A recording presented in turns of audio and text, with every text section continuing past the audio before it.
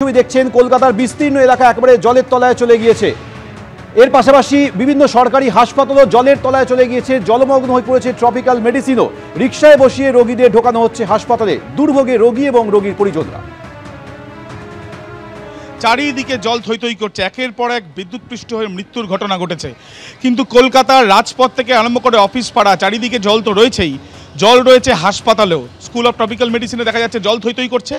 আর Kolkata medical college হাসপাতালে আমরা রয়েছি, যেখানে দেখা যাচ্ছে বনগাঁ থেকে এক পরিবার এসছেন ভ্যানে করে। বয়স্ক তাদের যে সদস্য যাকে দেখাতে এসছেন তিনি ভ্যানের মধ্যে বসে রয়েছেন, তার কারণ তার চিকিৎসা করানোর জন্য। তার কি টেস্ট আছে? হ্যাঁ, টেস্ট আছে, রক্তের রিপোর্ট আছে আর ইকো আছে। করাতে পেরেছেন? না, ইকো এখনো কাটাতে পারেনি। আর রক্ত রিপোর্টটা না খেয়ে খালি পেটে রিপোর্টটা 10টা বেজে যাচ্ছে, এখনও লাইনে দাঁড়িয়ে আছি, স্টাফ এখনও আসেনি, গেটই খুলিনি, বললো ডেট নিতে হবে। তা ডেট নেওয়ার জন্য আমরা দাঁড়িয়ে আছি এই লাইনে।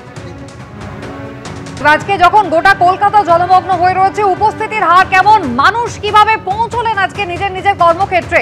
ঝিলাম করঞ্জাই রয়েছেন আমাদের সঙ্গে। ঝিলাম, তোমাকে সেক্টর 5 এর এই দৃশ্য দেখাবো। সামনেই যে দৃশ্য দেখতে পাচ্ছ এটা সেক্টর 5, তার ঠিক উল্টো দিকে দেখতে পাচ্ছ তথ্য প্রযুক্তির যে বিভিন্ন অফিস, সেই কেন্দ্রগুলো সেখানে। এবং যারা যাচ্ছেন তাদেরকে দেখতে পাচ্ছ কিভাবে যেতে হচ্ছে। বহু মানুষ, তাদেরকে এইভাবে জল ডিঙিয়ে যেতে হচ্ছে। যারা বাধ্য হয়েছেন তারা যাচ্ছেন। সামনে আমার সহকর্মী দীপ্তকে নিয়ে দেখতে বলবো যে ডান দিকে আমরা দেখতে পাচ্ছি, ডান দিকের লেনেও যে পরিমাণ জল। বাস যাচ্ছে, পাবলিক ট্রান্সপোর্ট যাচ্ছে, কিন্তু মানুষ, সাধারণ মানুষ যারা কর্মচারী কর্মী তারাও এখানে আসছে। শুধুমাত্র তথ্য প্রযুক্তি সংস্থা নয়, প্রচুর সরকারি দপ্তর রয়েছে এখানে, স্বাস্থ্য ভবন থেকে শুরু করে অন্যান্য দপ্তর রয়েছে, কিন্তু সেইখানেও যারা যেতে হচ্ছে তারা বাধ্য হচ্ছেন এইভাবে যেতে। এখানে জল কি পরিমাণ রয়েছে দেখতে পাচ্ছ যে কোমর অবধি জল উঠে যাচ্ছে কিছু কিছু ক্ষেত্রে। এবং এইখানে বাধ্য হয়ে যারা কর্মক্ষেত্রে আসতে হচ্ছে। এখানে দেখতে পাচ্ছ কর্মক্ষেত্রে অত্যন্ত গুরুত্বপূর্ণ একটি বেসরকারি সংস্থা, তথ্য প্রযুক্তি সংস্থা, তাদের দপ্তর রয়েছে এখানে সামনে। এবং সেইখানে সেই দপ্তরে সামনে যে পরিমাণ জল, সেই পরিমাণ জলে মধ্যে দিয়ে যারা কর্মচারী, যারা বাধ্য হচ্ছেন, যাদেরকে যেতে হবে নিতান্তই, তারা যাচ্ছেন এবং এইখানে ঝুঁকি নিয়ে যাচ্ছেন। আমরা এটাও দেখতে পাচ্ছি যে পুরসভার পক্ষ থেকে কিছু কাজ করা হচ্ছে যাতে নিকাশি ব্যবস্থা ঠিক করা যায়, জল বের করা যায়। এখানে অনেকে জল ডিঙিয়ে ডিঙিয়ে আসছেন, তাদের সঙ্গে একটু কথা বলার চেষ্টা করব। আপনারা এখানে কোথায় এসেছিলেন? স্যার, ছেলেকে অ্যাডমিশন করানোর জন্য এসেছিলাম। আচ্ছা, আজকেই কি অ্যাডমিশনের ডেট? ইউনিভার্সিটিতে, হ্যাঁ, আজকে ডেট দেওয়া হয়েছিল। আপনি কি জন্য এসেছেন? আমিও অ্যাডমিশনের জন্য। কিভাবে এলেন, কিভাবে এখানে? আমরা দুর্গাপুর থেকে আসছি, বাসে এসছি, বাস থেকে তারপরে ক্যাবে করে এখানে এসছি। তো ক্যাব তো পুরোটা এলো না, ওই মোড় থেকে পুরো হাঁটতে হাঁটতে আসছি। অর্থাৎ দেখতেই পাচ্ছ প্রত্যেকের এই যে জল যন্ত্রণা, জলবন্দী পরিস্থিতি, এবং যারা যাচ্ছেন, যারা এইভাবে জল ডিঙিয়ে ডিঙিয়ে তাদেরকে যেতে হচ্ছে, কারণ যানবাহন চলাচল এর মধ্যে দিয়ে হচ্ছে না কোনোভাবে।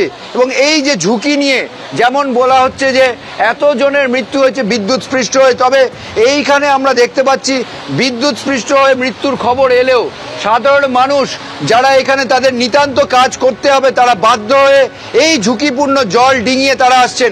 সামনে আমার সহকর্মী দীপ্তকে দেখাতে বলবো, পুরসভার পক্ষ থেকে একটা প্রয়াস নেওয়া হয়েছে।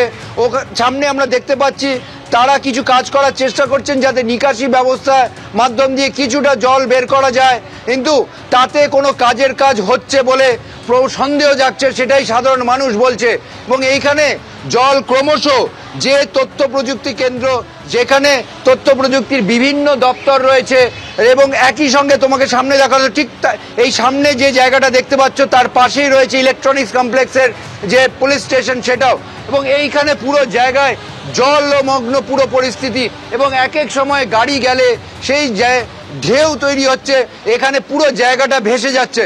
এবং এই জায়গায় ঝুঁকি নিয়েই সাধারণ মানুষকে যেতে হচ্ছে, কর্মচারী যারা আছেন তাদেরকে যেতে হচ্ছে, কারণ তারা বাধ্য হচ্ছেন। কিন্তু জল কখন নামবে তার কোনো এখন অবধি ইঙ্গিত পাওয়া যাচ্ছে না। এবং পুরসভা এখানে যে সল্টলেকের তরফ থেকে, প্রশাসনের তরফ থেকে কোনো কাজ, সামান্যতম কয়েকজন কর্মীদের দেখা গেলেও বাকি কোনো কাজই দেখা যাচ্ছে না। এবং এই বারবার প্রবল দুর্যোগের মধ্যে অফিস যেতে হচ্ছে, কিন্তু হাজারো সমস্যা কাঁধে নিয়ে তারা অফিসে যাচ্ছেন। কিন্তু পরিস্থিতি যেখানে দাঁড়িয়েছে, এই জল কখন শেষ পর্যন্ত নামবে এটাই সব থেকে বড় প্রশ্ন। তুমি আমাদের সঙ্গে থাকো। Thank you.